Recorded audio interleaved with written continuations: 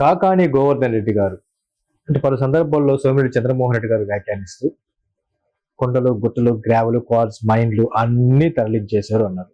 నిజమే కళ్ళకి కనిపిస్తుంది కదా, ఇంకేం లేవు. జగన్మోహన్ రెడ్డి గారు కాపాడుకుంటా వచ్చారు. ఎవరిని తాకనీయకుండా అలాగే ఈ 5 ఏళ్లలో అసలు లేకుండా చేశారు. ఇంకేడని ఎత్తుకోవాలన్నా గవర్నమెంట్కి ఏదైనా అవసరం వచ్చినా ఏడ గ్రావెల్ కొనుక్కోలేక అంత భారీ అవినీతులు జరిగిపోయినాయి. దాని గురించి మనం ఎవరు అడగబడలే. ప్రతి ఒక్క నియోజకవర్గంలో ఎవరిని అడిగినా చెప్తారు. ఏ ఊర్లో ఆ సంపద ఉందో ఆ ఊరు పోయి కనిపెడితే చెప్తారు వాళ్ళు. అయ్యా అంతా లోడ్ వేసారు ఏం లేదు. పలు సందర్భాల్లో సోమిరెడ్డి గారు మాట్లాడుతూ మరీ ముఖ్యంగా అంత పెద్ద కృష్ణపట్నం పోర్టు కట్టేటప్పుడు ఇటువంటి మెటీరియల్ చాలా అవసరమైంది. ఆ రోజు కూడా ఎటువంటి అలిగేషన్ లేకుండా ఎంతవరకు ఎత్తాలో ఎంతవరకు పర్మిట్ ఉందో అలాగే జరిగిందంట అంత పనులు. ఈ రోజు ఎక్కడికి పోతుందో ఎన్ని ఏమైపోతున్నాయో తెలియదు. పెద్ద ప్రాజెక్టులే నెల్లూరులో జరగట్లేదు. ఈ దోచుకున్నదంతా ఎక్కడికి పోతుందో కూడా అర్థం కాదు. అంత దోపిడీ జరుగుతుంది. కాకాని గారు మాట్లాడుతూ కరోనా లాంటి కష్ట సమయంలో చంద్రమోహన్ రెడ్డి గారు అసలు కనిపించనే లేదు. నేను ప్రజలను కాపాడుకుంటూ వచ్చాను. ఇప్పుడు ఓటు అడిగే హక్కు సోమిరెడ్డి గారికి లేదు అంటున్నారు. చంద్రమోహన్ గారు కరోనా సమయంలో కనిపించకుండా పోవటం ఏంటి? ఎప్పుడు ఆయన జనాల్లోనే ఉన్నాడు. జగన్మోహన్ రెడ్డి కరోనా సమయంలో ప్రజల్లోనే ఉన్నాడు. ఆయన కనిపించకుండా ఎక్కడికి పోవాలి.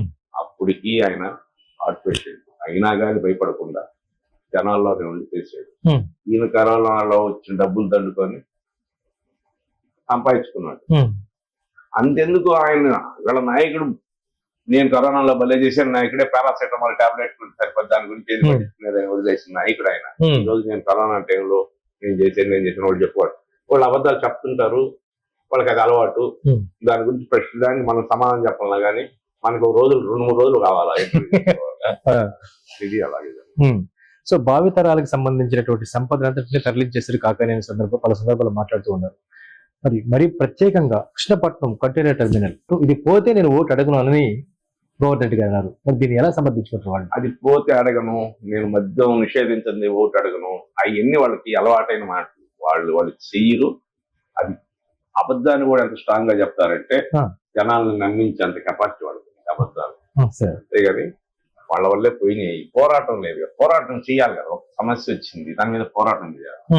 పోరాటం అసలు పట్టించుకున్నా జగన్మోహన్ రెడ్డి గారు దాని మీద ఇది పోతుంది అంటే ఒకరోజు స్టేట్మెంట్ ఇక్కడ ఇది పోతే నేను ఓటు అడగను పోనీ అలా చేశారు. 2 రోజులు డ్రామాలు ఆడాడు. ఖాళీ కంటైనర్లు తెచ్చి వాళ్ళ మాట జనాలు కూడా నమ్మే పరిస్థితి లేదు. అందుకనే ముత్తూరు మండలం ఇంచుమించు ఖాళీ అయిపోయి మొత్తం అంతా తెలుగుదేశం ఒక్క కృష్ణపట్నం కంటైనర్ టెర్మినల్ వల్ల దానివల్లే 10,000 మంది ఉద్యోగాలు పోయినాయి.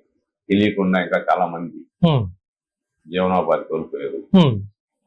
ఇప్పుడు ఏముంది, ఇప్పుడు మనకుండే బూడిదే వసతి అంత అదే కాకాని గోవర్ధన్ రెడ్డి ఓటానికి మొదటి కారణం కూడా మొత్తానికి ముత్తుకూరు మండలం మొత్తం వైసీపీ నుంచి వాషౌట్ అయిపోయింది. గ్రామాలు సార్ తోటపల్లిగూడెం మండలం విషయానికి వస్తే మీరు ప్రత్యేకించి కొంతమందికి పార్టీలోకి చేర్చారు తెలుగుదేశం పార్టీలకు అని చెప్పి ఒక టాకు ఒక్కరనే లేదు. ఎవరు తెలిసిన వాళ్ళు ఉంటే జగన్మోహన్ రెడ్డి గారి తీసుకోగలంటే అందరి ద్వారా వచ్చేది. మనం గొప్పతనం ఏం లేదు. ప్రతి ఒక్కరు స్వచ్ఛందంగా వచ్చేది. మనం వాళ్ళని పోయి అడిగి ఆ పరిస్థితి నాకైతే ఎక్కడ కనిపిలా. వాళ్లే మనం కన్సల్ట్ అయ్యి మేము వస్తాం పార్టీలోకి మీరు మాట్లాడండి అలా చెప్తే నేను వెళ్ళి మాట్లాడి చేర్పించున్నాను. అలాగే చాలా మంది మా నాయకుల దగ్గర కూడా ఎవరికి తెలిసిన వాళ్ళు వాళ్ళ దగ్గరికి వచ్చి వాళ్ళు మాట్లాడుకోవడానికి చేస్తున్నారు. దగ్గర నేను స్పెషల్ గా చేసింది అంటే సార్ మీరు మాట్లాడిన ముత్తుకూరు మండలంలో బాగా అంటే దాదాపు స్వీప్ టీడీపీ బాగా భారీ మెజార్టీ ఉండే అవకాశం. మరి తోటపల్లిగూడెం మీ సమీప మండలం తోటపల్లిగూడెం ఎలా ఉండే అవకాశం? 5 మండలాల్లో మెజార్టీ వస్తుంది. 5 మండలాల్లో మెజార్టీ వస్తుంది. కాకపోతే ముత్తుకూరు మండలంలో భారీ మెజార్టీ వస్తుంది. ఏ మండలం ఇగ్గలేదు. అన్ని మండలాలు బాగుంటాయి. పదలకూరు కూడా బాగుంది. సొంత మండలం కదా. సొంత మండలం అంటే ఎన్ని రోజులు కాదు. సొంత మండలం అంటే వాళ్ళు మనుషులే కదా, వాళ్ళకి తెలుసు కదా ఏం జరిగిపోతుంది. దోపిడీ జరిగిందంతా సగం అక్కడే కదా, వాళ్ళ మండలం కదా. చుట్టుపక్కల గ్రామాలే సగం మంది వచ్చి చేరారు. మరి ప్రత్యేకంగా చంద్రబాబు గారి సమక్షంలో కూడా చేరడం జరిగింది. ఇదే పెను మార్పుకి సంకేతం అంటారు. సో మొత్తానికి వైఎస్ఆర్ కాంగ్రెస్ పార్టీ నాయకులు కార్యకర్తలు డీలా పడ్డారా సార్? బాగా నిలబడి ఉన్నారు. మేకపోతే గాంభీర్యం ప్రదర్శిస్తున్నారు అంతే. ఇంకోటి వాళ్ళు ఈ ఎలక్షన్లు చేయగలిగింది ఏంటంటే భారీగా మద్యం తీసుకొచ్చి పెట్టేస్తున్నారు. ఫ్యాక్టరీలు అన్ని వాళ్ళ పార్టీ నాయకులు. మద్యం పని చెప్పండి సార్, అది చెప్పండి.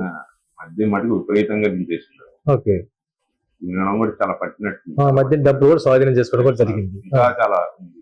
ఒక పరిణామం ఏంటంటే పోలీస్ వ్యవస్థ కూడా తీవ్రంగా అన్వేషిస్తున్నారు. ఎక్కడుండే మద్యం పట్టుకోవాలని నాకు తెలిసిన సమాచారం ప్రకారం తీవ్రంగా ఇస్తారు.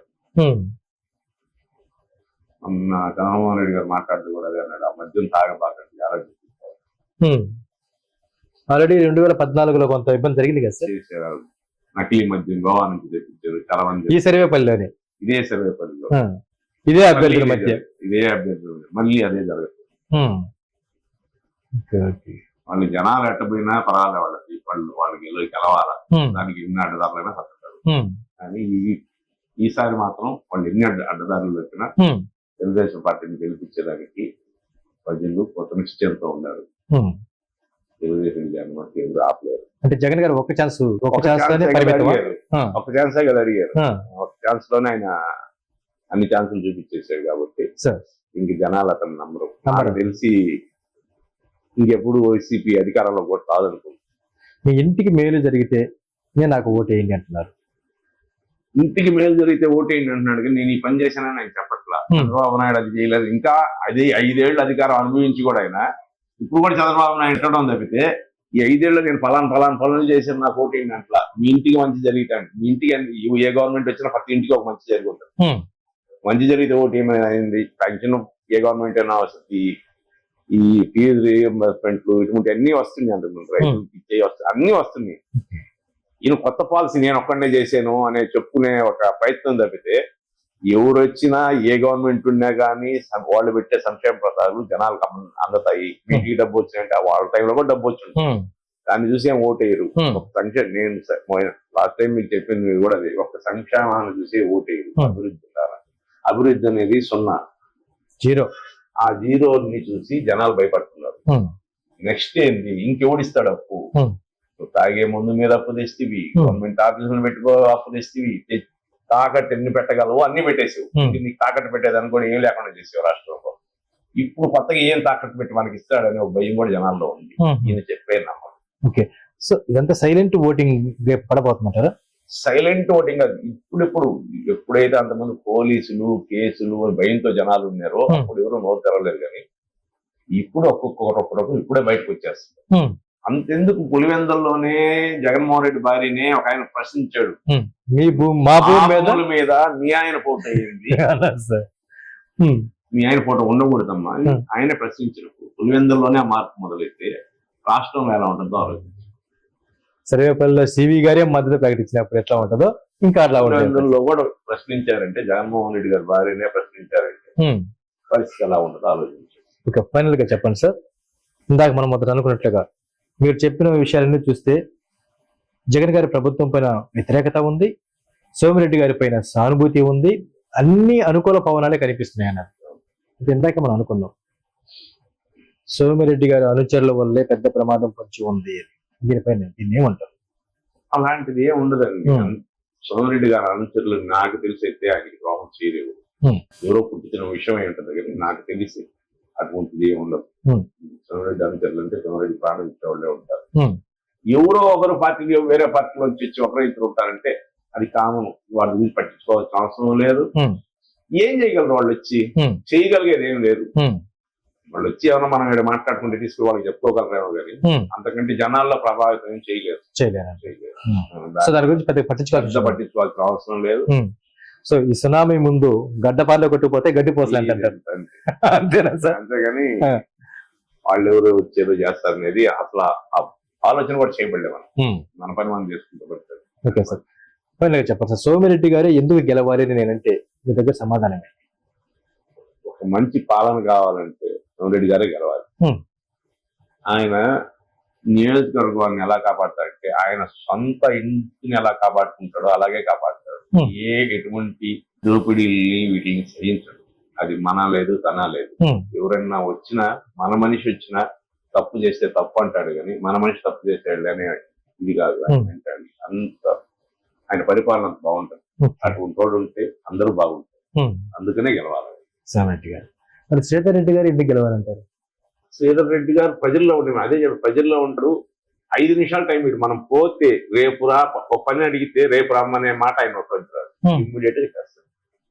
ఇది అవద్ది అంటే వెంటనే చేస్తాడు. ఇది కాదు అనుకుంటే ఇది కాదు నాయన ఇంకో రకంగా ఏదైనా చేద్దాం అని అంటాడు. కానీ రేపు రా ఎల్లుంట్రా అని అబద్ధాలు అటువంటి చెప్పడం శ్రీధర్ రెడ్డిలో ఉంటే ఆ ముఖ్యమంత్రి తనలోనే ఆయన గెలిపించుకోండి. అంటారా? రాజకీయాల్లో అపారమైన అనుభవం ఉన్న విజయసాయి రెడ్డిని కాదని పిపిఆర్ వేమిరెడ్డి ప్రభాకర్ రెడ్డి గారే ఎందుకు గెలవాలి అంటే అప్పుడు రాజకీయాల్లో విజయసాయి రెడ్డికి అనుభవం ఉందని మీరు అడుగుతున్నారు. విజయసాయి రెడ్డి అసలు అనుభవం రావడం రాజకీయాల్లో ఆయన ఎప్పుడు రాజకీయం చేశాడు, ఎప్పుడు నిలబడ్డాడు, ఎప్పుడు పోటీ చేశాడు. ఆయన రాజకీయ అనుభవం లేదు. ఆయనకి దొంగ లెక్కలు రాసేటప్పుడు అనుభవం. అంతేనంటారా? మరి విపిఆర్ గారు గురించి చెప్పాల్సి వస్తే విపిఆర్ గారు ఆయనకి రాజకీయాలకు వస్తాయి కానీ ఆయన ఏ మచ్చాలు లేని నాయకుడు. అదొక్కటే చాలు ఆయన గెలిచేదాన్ని. ఒకప్పుడు మామూలు సుబ్రహ్మరెడ్డి గారు రాజకీయాలకు వస్తుంటే ఎంత క్లీన్ గా వచ్చారో వేమిరెడ్డి ప్రభాకర్ కూడా అంతే పేరుతో అదే విధంగా వచ్చినారు. ఆయన విజయాన్ని కూడా కూడా సో వీళ్ళకి ప్రజల అండదండలతో పాటు దేవుని దయ కూడా ఉందంటారు. Okay sir. సో మొత్తానికి సర్వేపల్లి విషయానికి వస్తే సోమిరెడ్డి గారు నియోజకవర్గాన్ని తన ఇంటిలాగా భావిస్తారు. సేమ్ టైంలో రేపటికి వాయిదా వేయకుండా శ్రీధర్ రెడ్డి గారు అన్ని పనులు పరిష్కారం కూడా ముందుంటారు. స్వచ్ఛమైన సేవకు కేర్ ఆఫ్ అడ్రస్ గా విపిఆర్ ఉన్నారు కాబట్టి వీళ్ళ విజయం ఖాయమని మీరు అంటారు. ప్రజల మద్దతు వాళ్ళకే ఉందంటారు. ఖచ్చితంగా అదే విషయం. రేపు మే 13 పోలింగ్ రోజున జూన్ 4 కౌంటింగ్ రోజు ఏ ఫలితాలు రాబోతున్నాయి బయటికి? ఇవే ఫలితాలు. Thank you very much sir. మీరు కోరుకున్నవన్నీ జరగాలని అట్ సేమ్ టైంలో మీరు ఎంతగానో అభిమానించే సోమిరెడ్డి చంద్రమోహన్ రెడ్డి గారు సర్వేపల్లి నియోజకవర్గంలో విజయం సాధించాలని, అదేవిధంగా ప్రజలకి నిరంతరం అందుబాటులో ఉంటూ ప్రజాక్షేమానికి బాటుగా నిలుస్తున్నటువంటి శ్రీధర్ రెడ్డి గారు విజయం సాధించాలని, అట్ సేమ్ టైంలో నిస్వార్థ సేవకుడిగా పేరుగాంచిన వేమిరెడ్డి ప్రభాకర్ రెడ్డి గారు విజయసాయి రెడ్డి పైన విజయం సాధించాలని మన ఛానల్ తరఫున మనసారి కోరుకుంటున్నాం సార్. All the best.